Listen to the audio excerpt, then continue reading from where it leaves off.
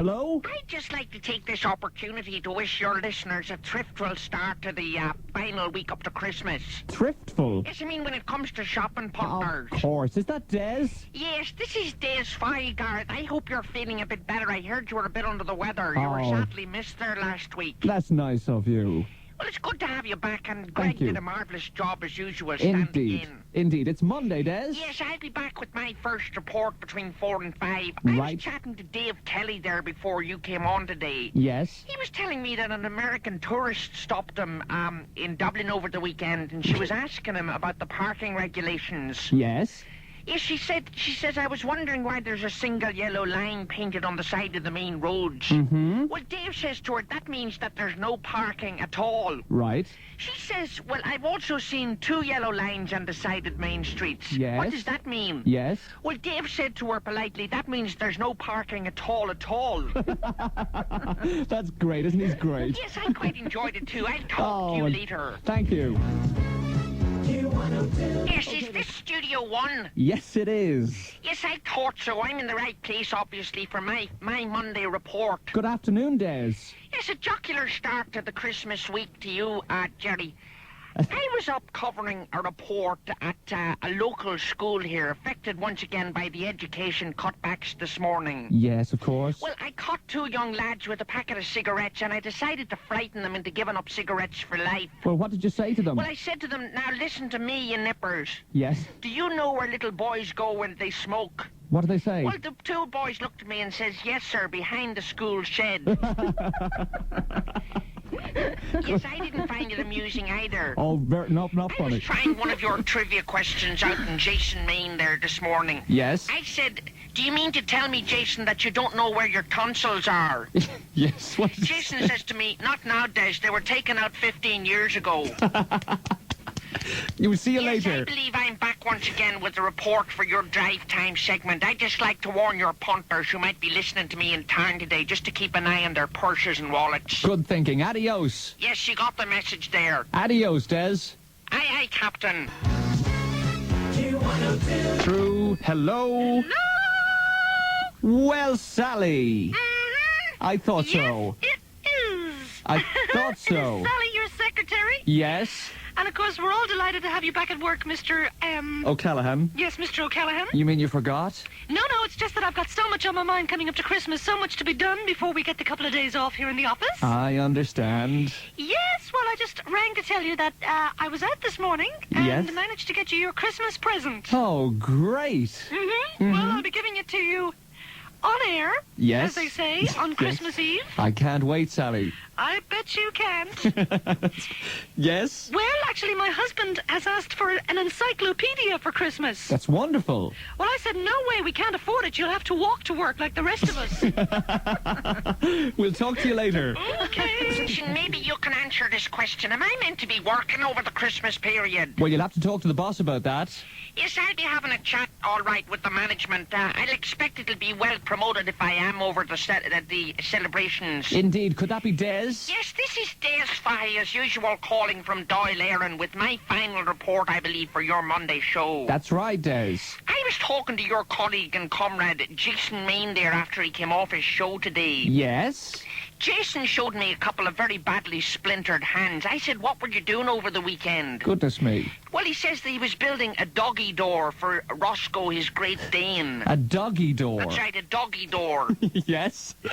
Well, I said to him, aren't you afraid that a thief will get in with such a large door, Jason? What did he Well, say? Jason smartly and rapidly says to me, if you saw a doggy door this big, Des, would you go through? Good one. Anything Yes, I else? have a quick riddle for your punters. What is a tourist? What is a tourist? Yes, a tourist. A tourist. What is it? It's a person who travels thousands of miles to get a picture of himself standing by his car. Excellent. Yes. Yes, I'll be back tomorrow. Safe driving. Thank you.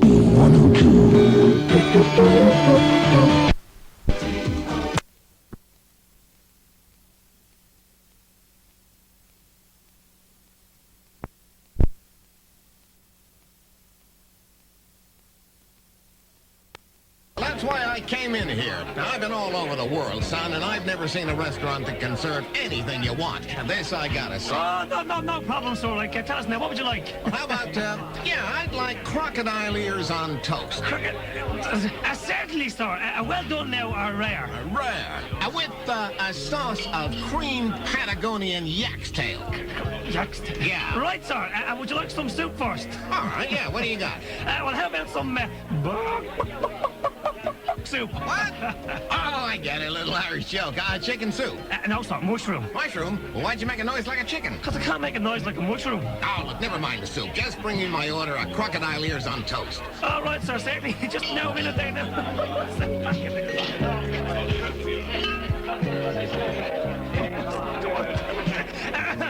no, I'm afraid, sir, I've got some bad news for you. Well, crocodile's ears with creamed Patagonian yak's tail sauce on toast is off. Just as I thought. You haven't got any crocodile ears or Patagonian yak's tails, have you? Oh, yes, we have. Well, what's the problem? We're out of bread. Meanwhile, Energy was fearlessly continuing to broadcast extracts from the thrilling Spycatcher. Early on the morning of the 21st, I was in a back street of Istanbul. I had slept where I had passed out after the embassy party the previous night. It was that day I expected the communique from the Home Office. I had a feeling I wasn't going to like what that communique contained. When I got back to my hotel, there was a messenger waiting in my room. I hadn't seen him before, but my wife appeared to know him. As I came through the door, they both got out of bed. "Well," I said, "what have you got for me?" Nothing. He replied. I gave it all to your wife. If you want that sort of carry-on, Kim Philby's your man. We exchanged information.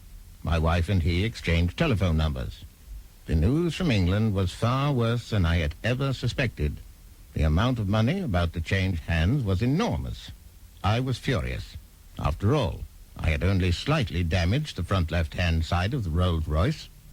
It wasn't safe to telephone, so I flew out that afternoon.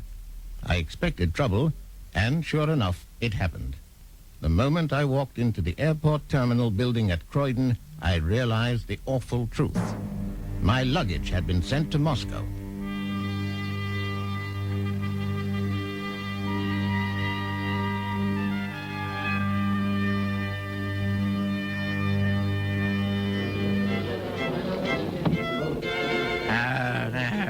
Brandy, Pettigrew? Hardly, Carruthers. Of course, you've never met Mrs. Pettigrew, have you? No, not Randy. You old fool, I said Brandy. Bandy. Yes, I am a bit.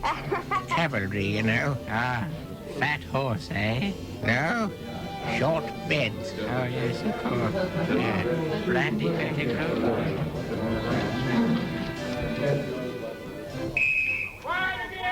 So anyway, I thought playing the part of the stand-in for Hunk Handsome might be a foot in the door, you know. I mean, after all, I've always wanted big parts. Where's that stand-in? Oh, here's the producer. Look, Adrien. Yes, Mr. DeMille? You're the stand-in for Hunk Handsome, right? I'm the stand-in for Hunk Handsome, yes. Right. So you're supposed to be dressed exactly like him. That is correct. Yeah. So why are you wearing a pair of Wellingtons? The Wellingtons. Yeah. Well, Mr. DeMille, you told me I was a stand-in for Hunk Handsome, yeah? That's right. Well, Mr. DeMille, I don't know what I might end up standing in, do I? Oh, my God. So I wore Look, the will Wellingtons. somebody take this boy aside? I don't think he's Explain pleased this. with me. Everybody, quiet, officer. Quiet. Feel the energy.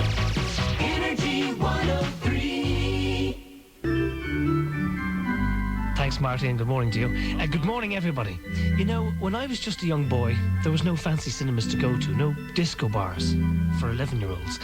Times were different. Difficult, drab, dreary. In fact, most words began with the letter D. Dublin didn't deem itself to be a dull city because we entertained ourselves. We didn't need money, and why? Because we hadn't got any money, and so we lied. But nowadays, what can we learn from these hard times? What message can we pass on to our children? Your children? What moral lesson can we say has come from all of this?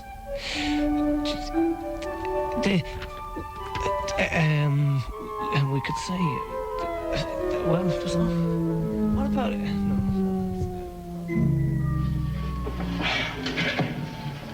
Nixer O'Toole, will you kindly approach the bench, please? Oh, certainly, Your Honor.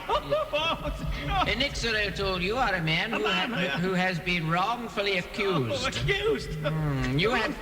You have suffered embarrassment and a blow to what is obviously an unblemished character. Oh, several blows, Your Honor, several. You are a respected man in the community, a man of integrity and honesty. Nixer O'Toole, I find you not guilty of the charge of fraud. Oh, God, oh, thank you very much, Your Honor. Does that mean I can keep the money? Yes. In a moment, we look at how to set the country back on somebody else's feet. Oh, stroke 4. Must remember to put out the rubbish bins today. First Officer Spock reporting. Captain Kirk and Mr. Scott beamed down to the surface 48 hours ago, and we haven't heard from them since. It's been wonderful, but I suppose I had better send a search party. Dr. McCoy and Lieutenant Uhura are beaming down. Uhura, I think there's something wrong with the transporter beam. Why, Dr. McCoy? I'm wearing your blouse. It suits you, Doctor. Oh, Doctor, I'm picking up something from over there. Must be pretty contagious from that distance. Signals, Dr. McCoy, signals. Uhura, if I use signals, the audience won't know what I'm saying. Bones, Uhura, over here, quick. Are you okay, Jim? I'm okay, but Scotty's injured. Oh, he's hurt bad, Jim. He's bumped his head. Thank goodness he didn't hit something important. This is serious. Somebody call Scotty an ambulance. Scotty is an ambulance. Scotty is an ambulance. Scotty is an ambulance. Oh, no! Can we take much more of this? Don't fail to miss the next ridiculous episode of Starsick!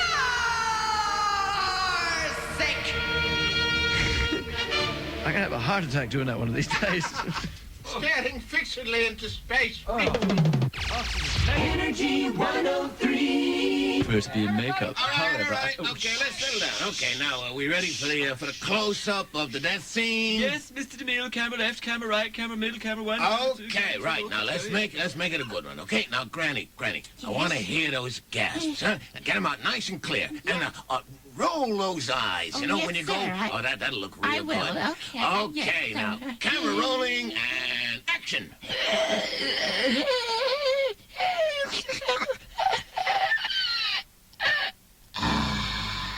And cut. Okay, Granny, that was great. Okay for camera?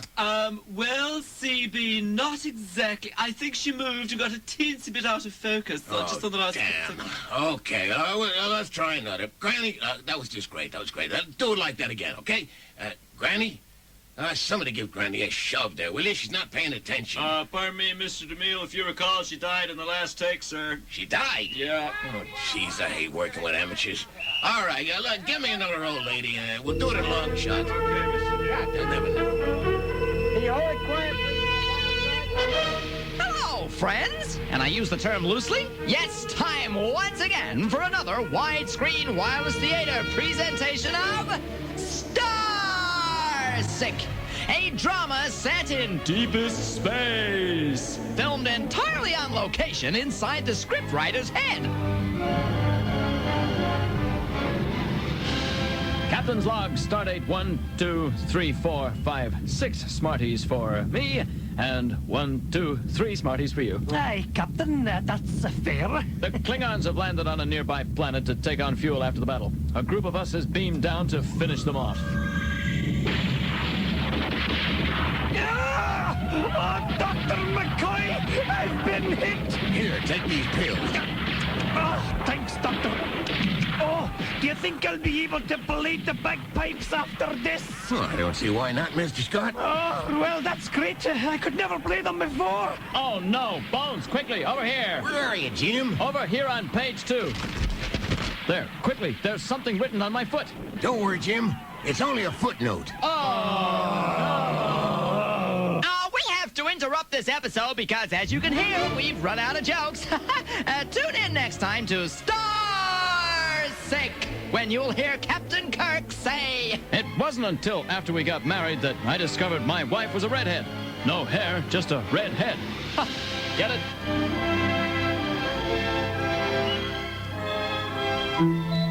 Energy 103.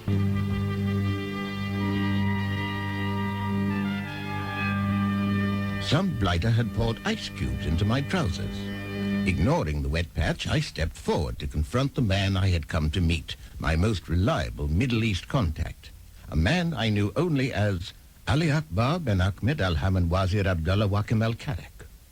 We exchanged code words, and then, as was the custom at that...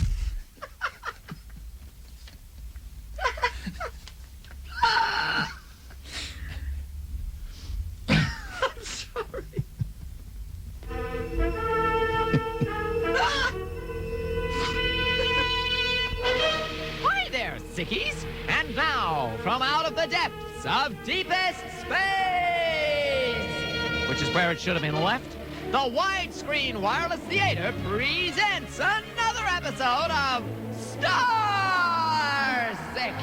Yes, another cheap voyage into the undiscovered areas of stupidity. There can't be many left that we've missed.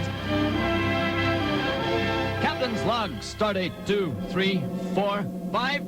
Oh, damn. I've landed on another snake again. Just 2 more and I'd have been up the ladder in 1. Captain, it's Mr. Scott. We have an emergency. Mr. Spock, we'll finish this game later. Yes, what is it, Scotty? The television aerial on the starboard bow has come loose. Scotty, is that important right now? Hey, Captain.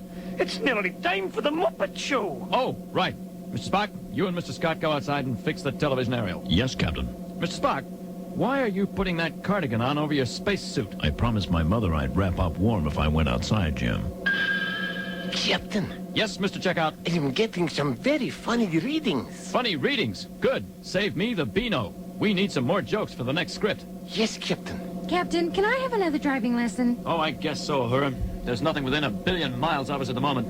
I'm sorry about bumping into that planet last week, sir. Oh, that's okay, Uhura. That civilization wasn't very far along anyway. Right, take the con. What's that? I don't know, but every time I say it, someone sits in my chair.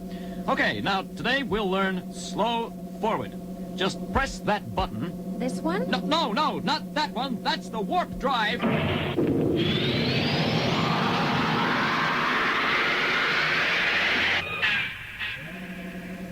Sorry, Captain. Where are we? I don't know, but I hope Mr. Sulu has a fix on our last position. Why? Because we left Spock and Scotty back there. Well, that's 2 gone, and with a bit of luck, the rest of them won't find their way back, and I won't have to do this garbage anymore. Don't fail to miss the next episode of Pigs in Space. Sorry, wishful thinking. Starsick.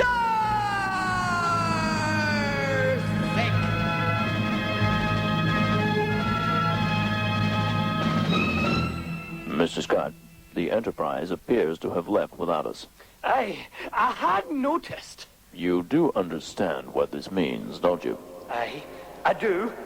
I'm going to miss the Muppet Show. Oh, welcome back, ladies and gentlemen, to another exclusive episode of Nixer's Buzz Service, a tour of Dublin's lesser-known areas of historical interest. Oh, well, no, sir. Today I'm going to show you Dublin's famous maze. Oh, like the famous one at Hampton Court in London. I've seen that. I didn't know there was one in Dublin. Oh, yes, sir. It's the famous Black Rock Maze. Oh, really? Oh, was it built by a king like the English one? No, sir. The corporation is responsible for this mess. I mean, this was erected by the corporation as an amenity for Dublin motorists. Oh, it's for cars. That's right, sir. You see, you drive into it and try to find your way to the centre of Black Rock and then out again. Oh. Now, they say it takes most people hours to do it. Actually, there's one coming out of it now. Oh, yeah. He's calling out. What Egypt invented this system? Oh, no. Is he annoyed? No, sir, no. Actually, he's just showing his appreciation. Huh? Actually, he's had a great time. Egypt. That's an old Gaelic word for genius. Oh. Right, now we're going in on foot so you can see how complicated it is and how much fun the drivers are having. Look, Great. Oh, we're allowed in without a car. Yes, but we'll have to pay a special toll for not having a car. Okay. How much is it? Well, let me see. 20 quid. That's right, but we can stay as long as we like. Okay. Here you are. Where do you get the ticket? Over there in the ticket office. Ticket office? Oh, I see. Ladbrokes, SP office. SP? SP. Yes, SP. A safe passage. Oh, safe. Oh, good. Well, we'll be ready to go in a minute. 20 quid. 30 look at each. Oh, 20 each way. Be sure and be back next time, ladies and gentlemen, for another exciting, exclusive episode of Nixer's Buzz Service, a tour of Dublin's lesser-known areas of historical interest. 20 quid each way. Oh, I swear. Let me see this. It must be in here. Excuse me, is this the employment agency? Yes. Mr. P. Whistle. P. Whistle. Yes. You must be Mr. Let me see here. Mr. Nixer. O'Toole. What? Nixer O'Toole. Oh, yes. Mr. Nixer O'Toole. Fine. Now, you've come about a job? Oh, that's marvellous. Great, yeah. Fine, a job. Fine. Well, do take a seat. Oh, Jez, that's very kind of you. No, come back. You're supposed to sit in it. Oh, yeah. Right. Now, Mr. Nixer, I have a question for you to test your IQ. Yeah, what? Now, give me a sentence containing the word gruesome. Oh, well, let me see. Right, yeah. My dad didn't shave for a week, and so he grew some whiskers. Gruesome. Yes, that's quite. Well, give me a sentence with a centimetre. Let me see now. That's a hard one. Let me see now. My ma was coming up from the country on the train, and I was centimetre. Centimetre. That's what you know what I mean? Mr. Nixer, can you make tea? Oh, yes. And can you drive a forklift truck? Why? How big is the kettle? Well, Mr. Nixer, it seems that your IQ is about, let me see, 1, 2, should we say 3? Oh, 3? Is that low? Yes, well, there is one job I think you could do. If you'll just bear with me for one moment while I make a telephone call. Oh, no problem. I want to be your address. I love that song. Hello? P. Whistle here, Employment Agency, about your vacancy for a Minister for Finance. I believe I have the very chap. That's how you solve the world's problems. You see, welcome back to the Best of Energy 87 with Pat Courtney and a cast of... Well, actually, that usually depends on who's off sick. But anyway, 1987 was without a doubt the year of screen warfare. The Deer Hunter, Apocalypse Now, Platoon, Hamburger Hill, Full Metal Jacket, all told their stories of the Vietnam War. Now comes another, the story of an ordinary guy caught up in the violent vortex of war. A guy just doing a job. The 9:30 to Saigon. Lieutenant Jeff Stark leads his ragged patrol through the dense undergrowth. Okay, guys, just keep it cool. I know this patrol is pointless. So is this whole crazy war. Lieutenant, there's a call for you on the walkie-talkie. Okay, hold on a minute. This could be the order to pull back. Lieutenant Stark, patrol sector 6. Go ahead, over. What? Yes! Damn it. Of course I do. Listen. How many times have I told you, Alice, don't phone me at work? The 9:30 to Saigon, featuring 132 of your favorite hit songs. If you missed the war, you might as well miss this, too. Oh, yes. The film industry provided us with one of the most unique songs of the year. Abigail Mead and Nigel Goulding produced this little number.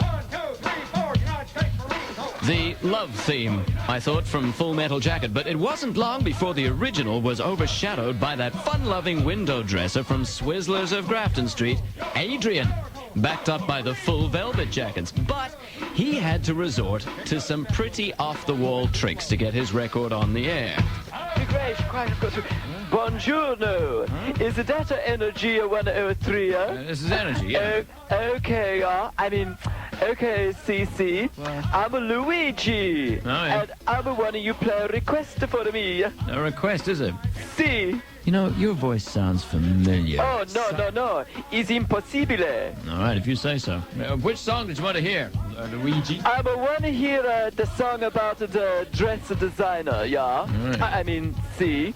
I want to be your dress designer, no? Yeah, see, that's the one. Right. You play that for Luigi, okay, yeah? Or else I send the boys around. Yeah. Okay? Yeah, right. Bye. Arrivederci. And you never let Adrian's voice or manner fool you because, like the weather, he's heavy and persistent. Hello, sailor. Hello, sailor. Oh. This is Francois here. Okay, oui? You know, you sound familiar. Well, I can be a bit. Aha! From time to time, I can be familiar, you know? Yeah? Huh? Listen here. Will you please play for me the request? Your what request? How you say, the song about the dress designer. You know, your voice is very familiar to me. Very familiar indeed. My monies are running out. I have no more coins. Oh, yeah. Please play the dress designer song. Au revoir. Whoop. Cut off, I think. Cut off he may have been that time. But you could never say about Adrian that he wasn't into trying. Great, my last chance. Here we go. Who's the radio station? Yes. 103. Energy, yes. It's good, yeah. It's good, yeah. It's Adrian. Adrian? I who's the hurtiest want the request a song. Uh-huh. And which song did you want to request? Speak Swedish. I want to be your dress designer. Adrian, are you quite finished? Finish? Well, I thought I was being quite Swedish. Oops. Aha! Gotcha! Well, Mr. Patrick, I wanted to hear my song And again, you thought you'd just disguise your voice and ring up a little public response. You know, it's been all morning. And United Nations higher on the telephone. All right, hold it. In all my days, I have never seen such a scruffy lot. All right, here we go. Dress to the left, dress to the right. A 1, 2, buckle your shoe. I love working at the fashion game. I love working in the fashion game. All my friends are just the same. All my friends are just the same. Evening gown or floppy hat. Evening gown or floppy hat. Making clothes is where it's at. Making clothes is where it's at. I wanna be your dress designer. I wanna be your dress designer. I wanna cut out all your clothes. I wanna cut out all your All right. Pick the hemline up a little bit. It's getting a teensy bit too low. Ready? And fashion shows are lots of fun. Dressing up the models one by one. Sometimes the models are 6'2". Sometimes the models are 6'2". Even without a high-heeled shoe. Even without a high-heeled shoe. We look for models with charm and poise. We look for models with charm and poise. Sort the men out from the boys. Get off. I want to be your dress designer. I want to be your dress designer. I want to cut out all of your clothes. I want to cut out all of your clothes. Ruffle that lace up a bit. Oh, I hate the trousers. Get them off. 1, 2, buckle your shoe. All our parties are strictly stag. All our parties are strictly stag. All the guys come dressed in costumes. We all browse through the fashion mags. We all browse through the fashion mags. And ponce about like a bunch of wallies. Sequins. Velvet. Elastic. Shoulder pads. Really.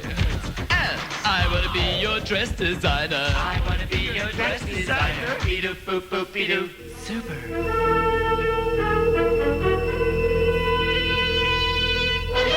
And now, the widescreen wireless theater is ashamed to present another meaningless episode of Starsick. When we last left the Enterprise in its endless quest for a script that makes sense, Captain Kirk was acting strangely.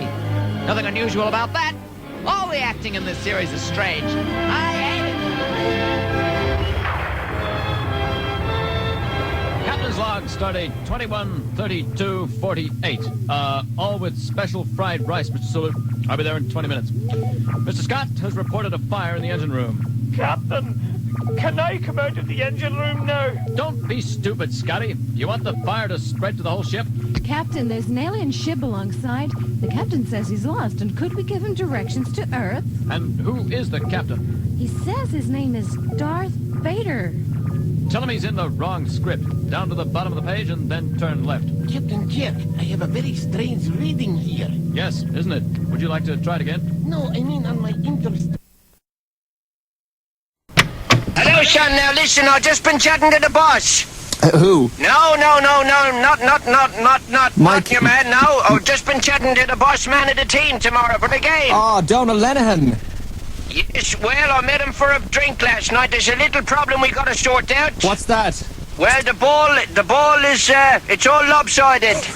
What's what? Looks like an egg. I've got to straighten it out. I've got to make it round for the match. It's meant to be like that. It's meant to be an oval-shaped ball. No, look, it won't roll, son. It won't roll if it's that shape. It's meant to be that shape. Yes, okay, Yeah. now, yes, and I've got to just cut the goalposts down to size. You can't do that. You don't score goals. Yes, and yes, we're bringing in a new rule for the match. There's no physical contact. Yes. Great. Now, can't be messing around. I'll get back to you later, okay? Yes, bye-bye now. Back to your work there. Bye-bye now. Let's just not talk about it. Somebody on the phone here. Hello? Oh, yes, Mr. O'Callaghan. I didn't expect to have to ring you back so quickly, but as you know, Roger and I are on a day off at the moment. And you're listening, yes? Yes, and he heard you talking about Mary Coughlan earlier. Oh, yes, and, well, she's, Well, he didn't exactly like what you said about her. He's a big fan. Oh, no. Yes, I'd go on. Yes, thinks she's very unique, very different, very original. Well, she is very unique and different. Yes, and he said he'd probably drop round to you and bring a couple of Mary Coughlan LPs a little later, just to make sure that, Yes? Yes, you're left with a couple of reminders. Oh, dear. He sounds like a nice bloke, Roger. With all my heart. Yes. Yes, here's the trivia question right now. Yes, the latest. Go ahead. With which sign of the zodiac, Yes. yes, do you associate the goat? With which sign of the zodiac do you associate the goat? Yes. Yes, and as usual, we'll do the answer a little later. Thank you very much. Yes, goodbye. Goodbye. Hello? Hello? Hello? Maybe it's this cold. I can't hear a thing here now. Des? Yes, that's better. Yes. Yes. Yes, Jerry, yes. Are you laughing? Yes, go on. Yes, I was at the cinema with Dave Kelly there over the weekend. We decided to go to one of the cheap matinees. Oh, good, yes. Yes, well, we went along to see Fatal Attraction. Good Lord. Yes, I'll never look at another woman again. Yes, okay. I said, Dave, that's the 7th ticket you've bought for this film this afternoon. Yeah? He says, I know, Des. Every time I walk into the cinema, some silly girl rips the ticket in half. Yeah, here's a short story to round off the first day of the week with the magician who'd been engaged to perform on a luxury liner was constantly being bothered by the ship's parrot. Yes? Yes, each evening when he performed his act to the passengers, the parrot would fly into the hall and watch him crying, "Cheat, cheat." Cheats, yes. Yes. Then one day the ship hit an iceberg and sank instantly. Everything disappeared. Yeah? Yes, all that was left was the magician and the parrot who sat together on an upturned lifeboat bobbing on the sea. Long joke this, yes. When the parrot looked around at the wreckage, he says, "All right, I apologize. What did you do with the ship?" I like it, I love it. The space! Don't we will have all the abracadabra hamburgers! Attack! They're taking all the burgers. Not even Stickerman could save us now. Right, shut up or put another one. That won't be necessary, sir. But there's so many of those Stickerman, you'd never get rid of them clinkers. Don't worry, sir. I've got Sticker Dog. Down, Sticker Dog, down. Go for those clinkers. Now with added marrowbone. Quickly, back to the ship! That sent them packing. Okay, heel, dog. Is it true we can talk, Stickerman? Sure, son. Here, rub this sandpaper all over his body. Now, just ask him how it feels. How does that sandpaper feel, Sticker Dog? Once again, the famous abracadabra hamburger is safe, thanks to Stickerman and his canine clinker catcher, Sticker Dog. Here, Stickerman, would you like a ball to play with? No thanks, son. He's got his own.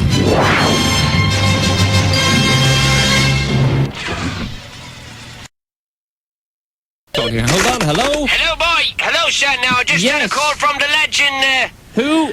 What you call it now? Yes, in, what you call the place on the west coast? Connemara. No, not Connemara. No, in America, Hollywood. Los Angeles, Yes, Hollywood, well, this, yes. what you call the bloke with the moustache, the hunky bloke. Tom Selleck. Yes, Magnum, he's out, and I'm in. I'm the new cop. I don't believe it, are you? Yes, That's they want to great. sign me up. For 15 years.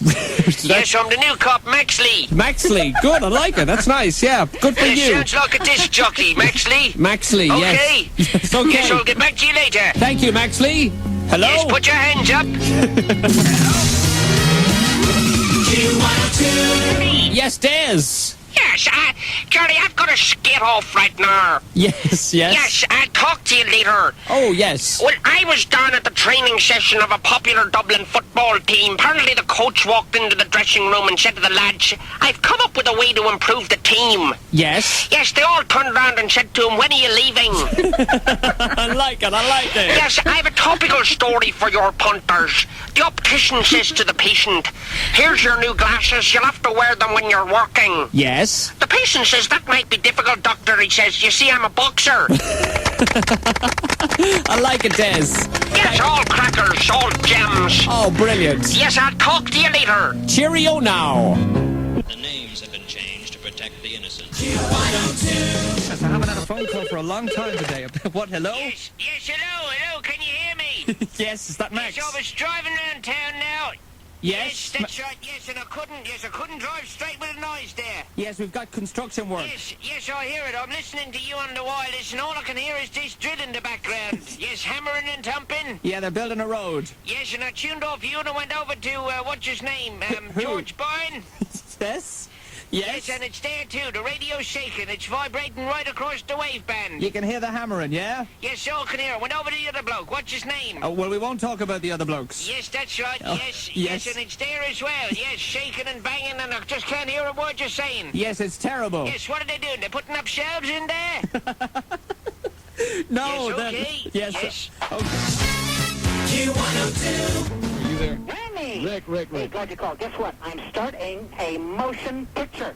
She told me. Yep, got the screen up. I'm about to put the film through the sprockets of the projector. Why don't you come over and see it? Oh, stop it. Debbie does Delano. Huh? Would you come on and get Honey, listen, I've got a great publicity idea for you. A way to get your name in the trades, the Inquirer, Life Magazine, etc., etc. I'm actually setting you up this weekend on a 3-day date with Morgan Fairchild. Here's what you do. You take her to Catalina Island for the weekend. You both stay in a 3-room suite, do a nude sauna. No. Wait a minute. Hold on a second. What? Romantic dinner? Huh? Wait a minute. Look. I've got a family. Yeah? And a kid. I know that. If I spent a weekend with Morgan Fairchild by Monday, I'd be a has-been. I know, Ronnie, but look where you has been. Okay. Rumbling in the trash can. Yes. Looking for... These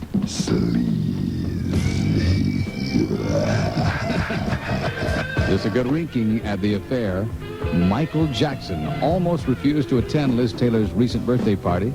Michael said, I don't want to go because they'll be drinking. I don't want to be involved with drinking. However, the gloved one did agree to join Elizabeth alone in her library during the celebration. There he ate a slice of birthday cake and sipped some tea with lemon and a half of a sugar cube. We were watching. Afterwards, Elizabeth told reporters, this is a quote from Elizabeth Taylor, I was blown away. I'd never seen Michael party like that before.